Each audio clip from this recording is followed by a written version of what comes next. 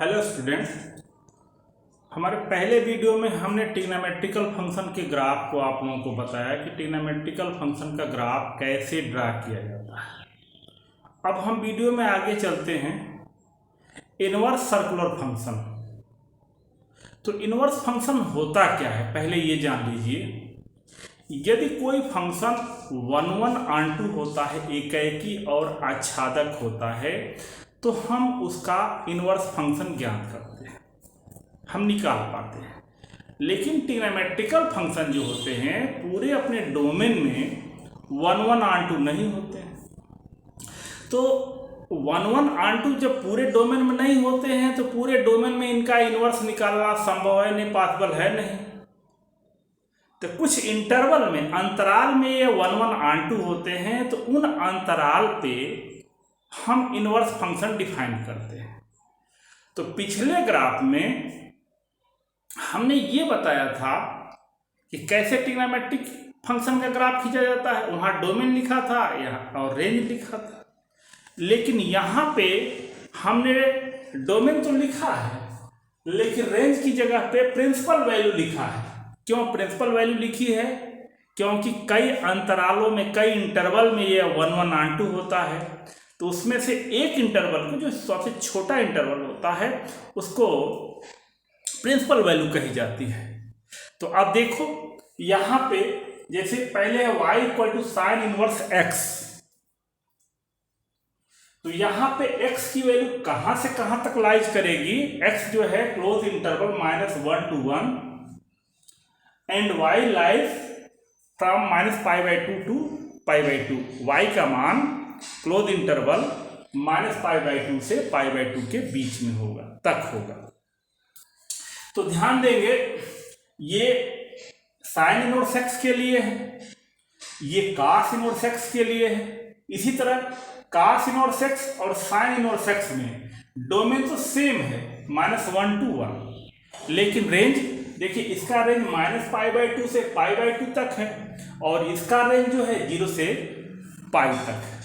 अब आगे third, y = tan inverse x। अब इसका x belongs to real number, और रियल नंबर आप जानते हो कि रियल नंबर -∞ to ∞ इसके बीच में होता है। और इसका डोमेन वही होता है, थोड़ा सा अंतर होता है।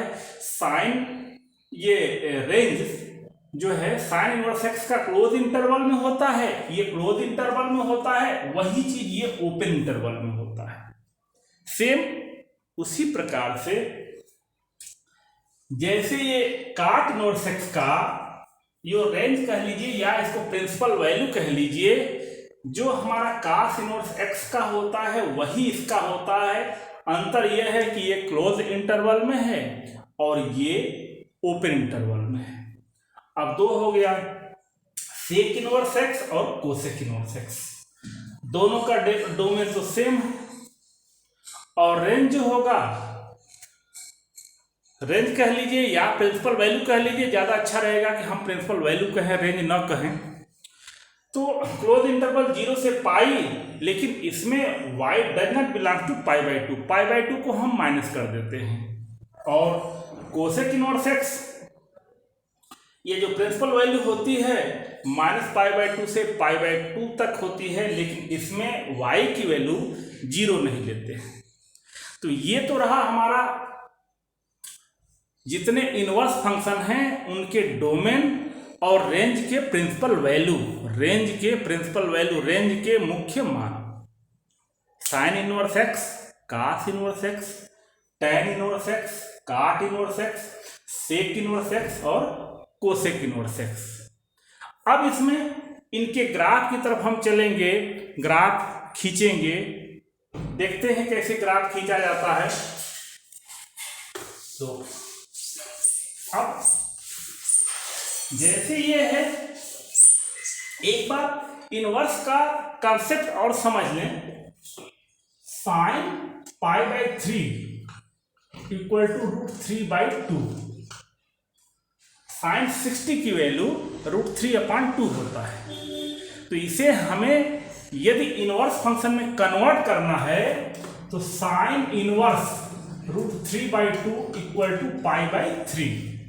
तो यहाँ ध्यान देने वाली बात है, यहाँ ये है कि ये इनवर्स फंक्शन जो होता है वह कोण के बराबर होता है, एंगल के बराबर होता है। ये इनवर्स फंक्शन जो होता है किसी एंगल के बराबर होता है।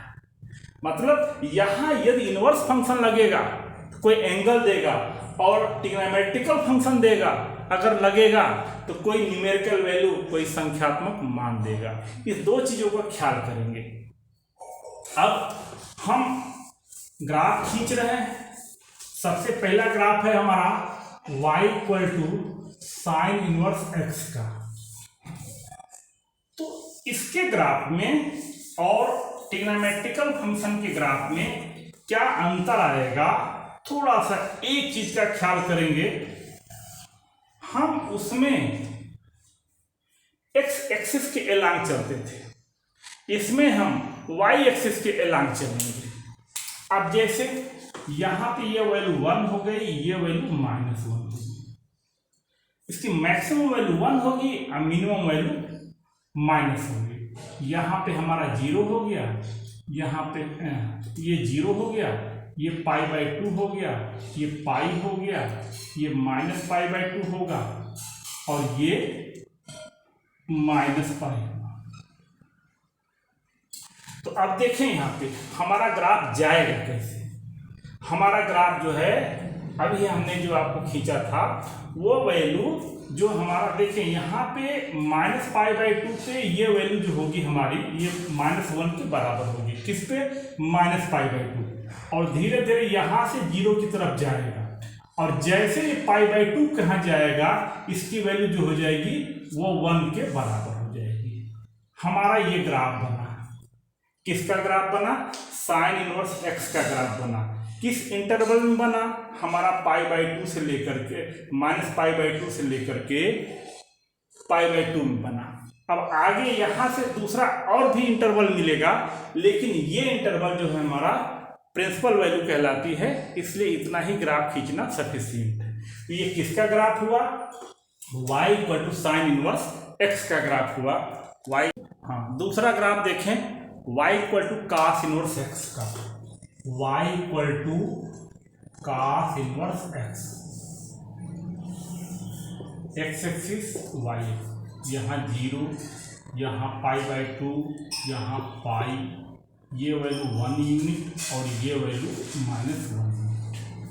हम देखें 0 पे ये वैल्यू 1 से शुरू होगी और यहाँ पे इंटरसेक्ट करेगा कहाँ पे? π/2 पे, कि ऐसे ये फिर पाई पर जाकर के कितने के बराबर हो जाएगा? हमारा -1 के बराबर हो जाएगा। तो ये ग्राफ हुआ हमारा कास इनवर्स x का। तीसरा ग्राफ, थर्ड वाला देखें, y equal to tan inverse x का।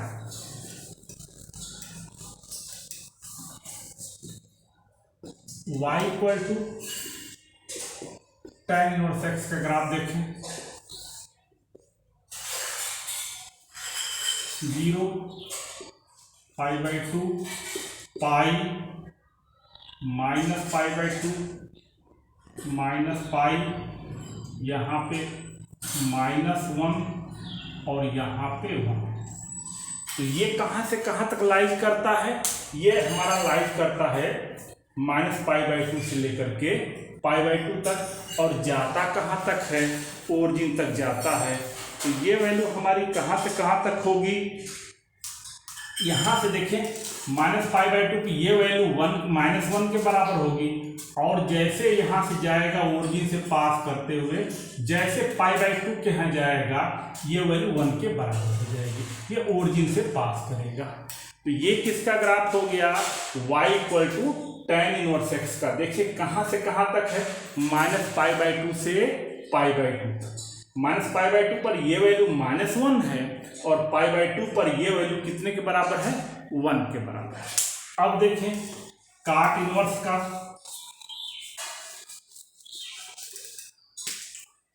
y इक्वल टू काट inverse x।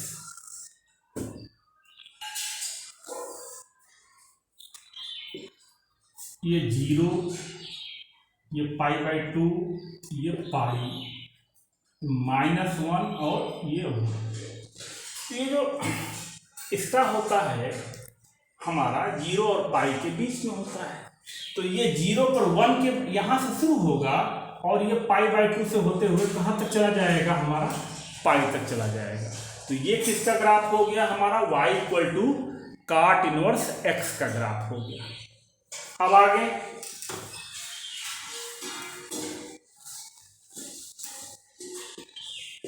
y = sec inverse x का ग्राफ देखिए।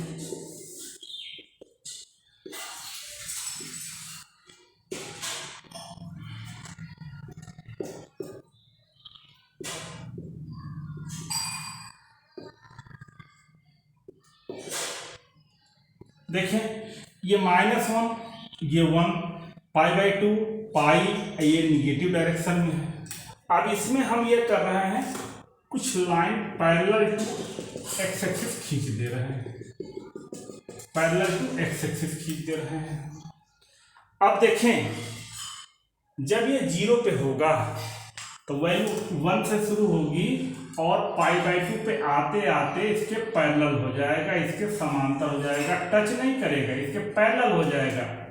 और इसी तरह जब पाई पे रहेगा तो ये वैल्यू -1 के सीधे होगा और आ करके यहाँ पे इसके पैरेलल हो जाएगा, इसके समांतर हो जाएगा, इसको टच नहीं करेगा।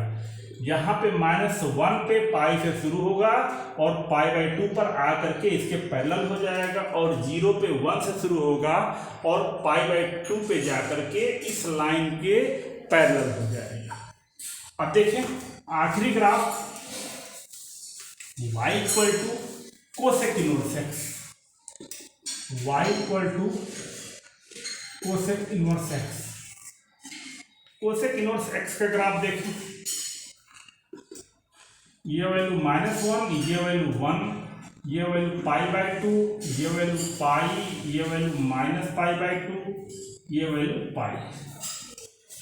अब यहाँ भी हम पैरेलल लाइन खींच दे रहे हैं, एक्स एक्सिस के पैरेलल लाइन खींच दे रहे हैं।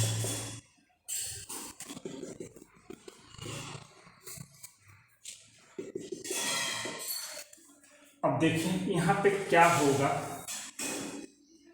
यहाँ पे हमारा जो ग्राफ होगा ये π/2 पर 1 यूनिट से शुरू होगा और आकर के यहाँ से पैरेलल हो जाएगा और π/2 -π/2 पे -1 यहाँ से शुरू होकर के इसके पैरेलल हो जाएगा। एक ये ऐसे इसको टच नहीं करेगा, यहाँ से ऐसे। तो ये तो ग्राफ हो गया हमारा, सभी जितने इनवर्स ट्रिग्नोमेट्रिकल फंक्शन है इनके ग्राफ हो गए। अब हम आगे चलते हैं इन पे फार्मूला, कैसे फार्मूले को निकाला जाएगा। हाँ, तो अब कुछ फार्मूला देखें जो रिलेटेड है इनवर्स सर्कुलर फंक्शन से।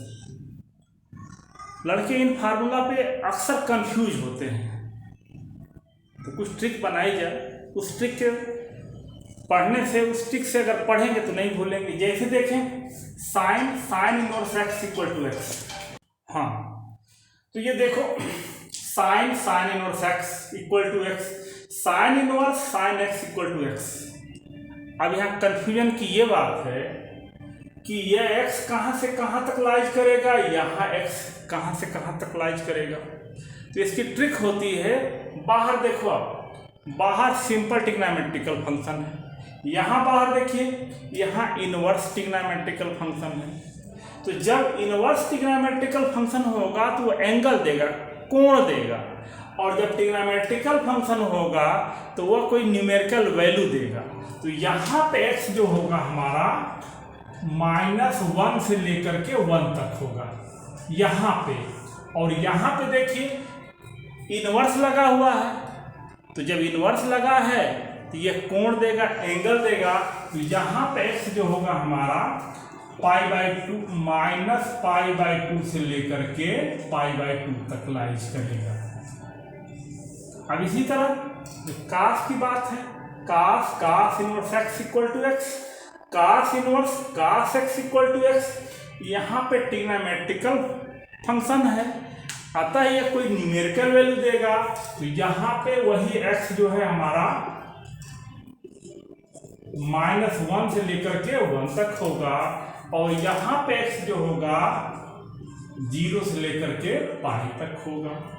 अब यहाँ देखें, यहाँ पे x जो है हमारा माइनस इनफाइनाइट से इनफाइनाइट तक होगा, और यहाँ x जो होगा हमारा -π/2 से लेकर के π/2 तक होगा। तो ये चीज अगर ट्रिक बनाई जाए तो यहाँ कंफ्यूजन की स्थिति नहीं रहेगी। नहीं तो लड़के अक्सर कंफ्यूज करते हैं कहाँ पे x की लिमिट कहाँ से कहाँ तक दी जाए। फिर से एक बार बता दे रहा हूँ, यदि बाहर ट्रिग्नोमेट्रिकल फंक्शन है तो कोई न्यूमेरिकल वैल्यू देगा, और बाहर इनवर्स फंक्शन है तो कोई एंगल देगा, कोई कोण देगा। तो आगे चलते हैं, 6 फार्मूला देखिए।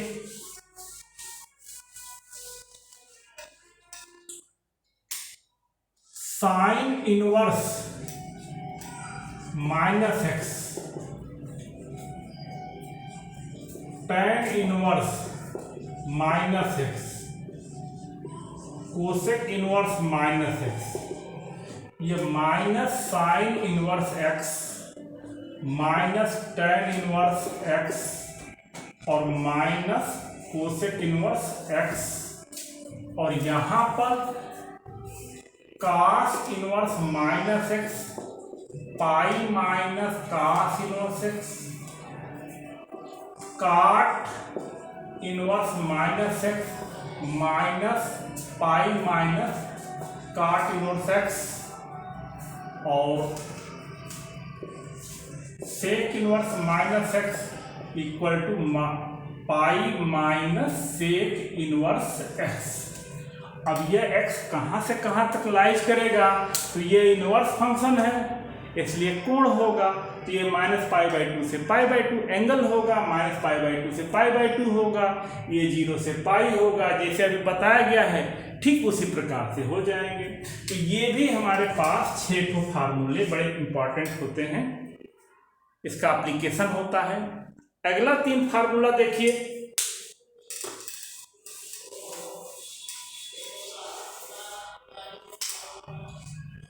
Sine inverse x plus cos inverse x equal to π/2। दूसरा tan inverse x plus cot inverse x equal to π/2। Third वाला देखें आप, sec inverse x plus cosec inverse x equal to π/2। इसको डेरिवेट कैसे किया जाएगा वो बताते, किसी एक को लेके चलिए। अब जैसे हमें इसको डेरिवेट करना है, जैसे इसका डेरिवेशन है ठीक उसी प्रकार सेकेंड वाले का है और थर्ड वाले का है। हम किसी एक को लेके चलते हैं।